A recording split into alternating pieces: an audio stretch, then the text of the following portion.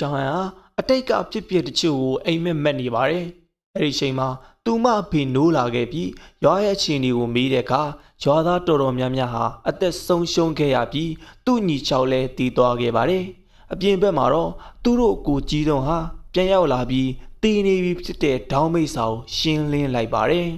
ချီယုံကတော့သူ့ညီရဲ့မြေသားဝုံရှိမှဝမ်းနေနေပြီးတက်သီးကြောက်တွေလာကိုတဲ့ကောင်လေးတွေကလည်းပြန်လာပေးပါတယ်စူချောင်းအန်ဟာသူမအဖေကိုအကြောင်းစုံမေးမြန်းကြည့်တဲ့အခါမှာတော့အချိန်က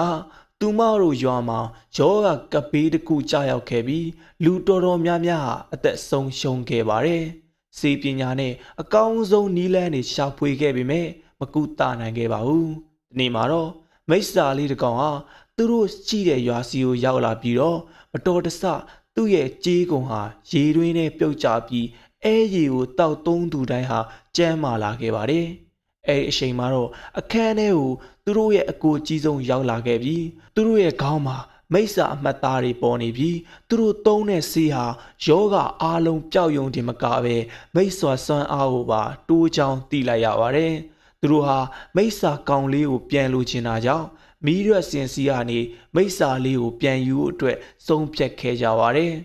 တစ်ဖက်မှာတော့ဒေါင်းမိစ္ဆာလွတ်လိုက်တဲ့ငှက်ကလေးဟာမိစ္ဆာတိုင်းပြည်တွေကိုရောက်ရှိလာပြီးအကြောင်းစုံကိုပြောပြလိုက်ပါတယ်သူတို့ရဲ့မြင့်မြတ်တဲ့မိစ္ဆာသားရဲ့တာငယ်လေးကိုပြန်ယူဖို့သူတို့လည်းဆုံးဖြတ်လိုက်ကြပါတယ်မိစ္ဆာတွေကိုရှိတ်ပိတ်ထားတဲ့တောင်ထိပ်မှာမိစ္ဆာတွေရဲ့ဇာတိသွေးအားမှန်ဟာဓွတ်စင်၅ပါးစီကိုအောင်ရပြီးနောင်ဖြစ်လာမဲ့ကံကြမ္မာတွေကိုရင်ဆိုင်မှုအတွက်ဓွတ်စင်၅ပါးဟာတွေးနေကြရပါပြီ